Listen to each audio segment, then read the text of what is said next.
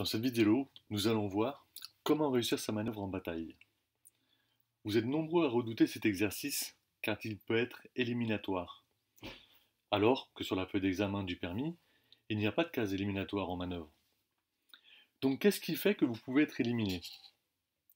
Tout simplement un manquement à la sécurité. C'est pour cette raison que dans cette vidéo, je ne vais pas m'attacher à la technique de la manœuvre en elle-même, mais à 3 points essentiels pour ne pas risquer d'être recalé. Voyons voir. Premier point, choisir sa place.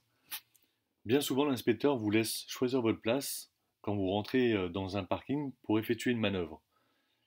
Donc, le choix de la place est très important aussi sur la difficulté qui va en suivre. Deuxième point, comment se placer pour la manœuvre. Donc ce point-là, je vais le faire assez rapidement, puisque dans une prochaine vidéo, je vous montrerai la technique pour la manœuvre en bataille arrière. Donc n'hésitez pas à vous abonner pour recevoir la prochaine vidéo. Troisième point important, assurer la sécurité. C'est là que vous pouvez vous faire recaler. Donc, voyons voir votre réflexion sur le choix de la place. Imaginons, vous êtes la voiture rouge, donc vous arrivez sur un parking et l'inspecteur vous dit « Garez-vous où vous voulez ». Donc, dans cet exemple-là, nous allons faire une manœuvre en bataille arrière. Évidemment, de toute façon, si on est sur notre voie de circulation sur la partie droite, on va sûrement pas se garer en marche avant du côté droit. Il n'y a pas suffisamment de place pour se remettre droit. Si on devait faire une bataille en marche avant, ça aurait été du sens opposé à la circulation. On a beaucoup plus d'amplitude. D'accord? Donc bataille droit de l'autre côté de la circulation, bataille arrière du côté où on circule. Donc, est-ce que vous avez choisi votre place? Si vous avez choisi entre la jaune et la verte, c'est ce que font couramment les, euh, les candidats en permis de conduire. L'inspecteur ne vous a jamais demandé de prendre la place la plus difficile entre deux voitures.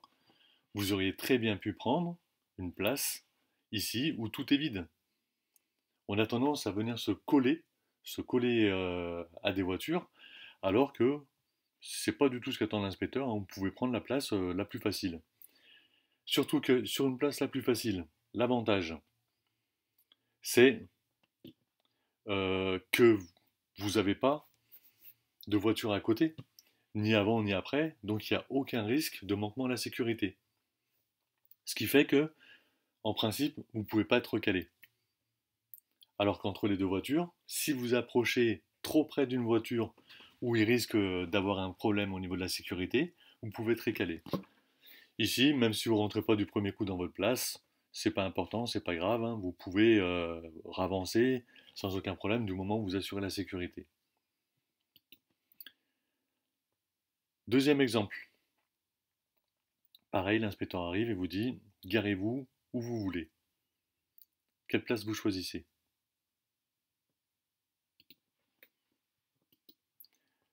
Si c'est ici, pourquoi pas? Vous avez pas de soucis particuliers, il n'y a pas de voiture avant, pas de voiture après. On est bien, il n'y a pas de risque de toucher des voitures, donc il y a quand même beaucoup moins de risques de se faire éliminer. Mais, encore une fois, beaucoup parmi vous ont des difficultés à faire leur manœuvre sans avoir de repère avec une autre voiture. Ce que je comprends aussi. Mais dans ce cas-là, il faut encore une fois bien choisir sa place pour limiter les risques. Je m'explique. Si vous avez choisi ces places ici, donc juste avant, le repère avec la voiture, il n'est pas si facile que ça. Pourquoi? On va le voir après. Vous pouvez choisir aussi de vous garer de l'autre côté, donc c'est-à-dire juste avant la voiture. Voyons voir la différence technique. Quand vous vous garez de ce côté-là, la voiture verte ici, la distance est parfaitement maîtrisée parce que avec votre rétroviseur ici, vous voyez parfaitement bien la distance et l'inspecteur de son côté, lui aussi voit très bien, ce qui fait qu'il n'est pas stressé et à moins que vous rapprochez vraiment très très près, sera pas enclin d'appuyer sur la pédale de frein. La zone la plus sensible, elle se situe ici, à l'arrière. Parce que du poste de conduite, on apprécie un peu moins la distance, et l'inspecteur voit un petit peu moins aussi. Donc, dans ce cas-là, il n'y a aucun souci pour se garer, puisque ici, c'est maîtrisé, et de ce côté, il n'y a aucun risque d'accrochage, puisqu'il n'y a pas de voiture. Donc, vous réduisez fortement les risques de vous faire éliminer. Pour le placement, vous arrivez, bien sûr clignotant pour signaler que vous allez vous arrêter, et on va arrêter la voiture environ, donc on parle de la vitre arrière au premier feu. Après, je vous donnerai un deuxième repère, mais qui n'est pas flagrant sur cette vidéo.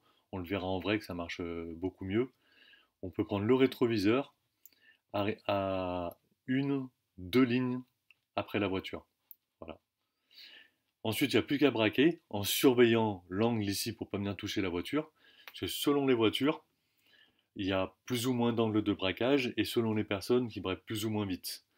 Donc c'est à vous d'ajuster après l'angle de braquage et la rapidité de braquage selon votre voiture. Pourquoi dans le cas d'avant, se garer avant la voiture, c'était plus compliqué. Vous l'avez compris avec le premier schéma, que si vous dépassez sur la ligne d'à côté, c'était pas très grave parce qu'il n'y avait pas de voiture, il n'y a pas de risque. Alors que dans ce cas-là, ici, l'endroit où vous maîtrisez, eh ben, il n'y a rien, il n'y a pas d'obstacle. Donc, du coup, c'est pas très intéressant. Mais l'endroit où vous maîtrisez le moins, à l'arrière, est ce que craint un peu plus l'inspecteur. Si votre manœuvre déborde un petit peu au niveau de la ligne, si vous rapprochez trop de la voiture, même sans la toucher bien entendu, si l'inspecteur pense que vous rapprochez trop de la voiture, il vous éliminera donc, pour non-respect des distances de sécurité. C'est ce qui présente un danger. Donc c'est pas une question de la manœuvre, ça va être le non-respect des distances de sécurité. Donc vous voyez l'importance de bien choisir sa place en manœuvre. On n'est pas du tout dans le même niveau de difficulté. Ensuite, la troisième partie, on parlait assurer la sécurité. Donc je vous rappelle, on est dans un parking à double sens. Vous avez décidé, ou l'inspecteur vous a demandé de vous garer entre la voiture verte et la voiture jaune. Bien entendu, vous avez mis votre clignotant droit pour signaler que votre manœuvre, que vous êtes arrêté. Il faut impérativement bien contrôler à l'arrière qu'aucune voiture va arriver, parce que qu'est-ce qu'elle va faire en arrivant? Elle va déboîter, venir vous doubler. Bien regarder aussi en face qu'il n'y a pas de voiture qui arrive, comme cette voiture jaune, car quand vous allez faire votre manœuvre, à un moment donné, votre voiture va pivoter et vous allez empiéter sur la voie d'en face. Donc si la voiture arrive, et souvent ils sont assez pressés, ils ne vous laissent pas forcément finir votre manœuvre, ils vont venir pratiquement risquer l'accrochage. Et là, ça peut être considéré comme un refus de priorité, parce que la personne ne peut pas passer, vous le bloquez avec votre manœuvre. Donc ça peut être un cas où vous pouvez vous faire recaler. Donc assurez la sécurité en signalant la manœuvre, en contrôlant bien et laissez passer les voitures autour pour pouvoir faire votre manœuvre correctement. Et n'oubliez pas, en reculant, vision directe, on regarde à l'intérieur. Voilà, vous êtes garé, plus qu'à valider votre permis, favorable, vous entraînez. Et ben, je vous dis à bientôt pour une prochaine vidéo. Donc la prochaine, ça sera le film sur le rangement en bataille arrière, mais ce coup-ci sur la partie technique.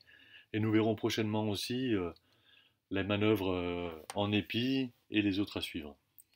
À bientôt!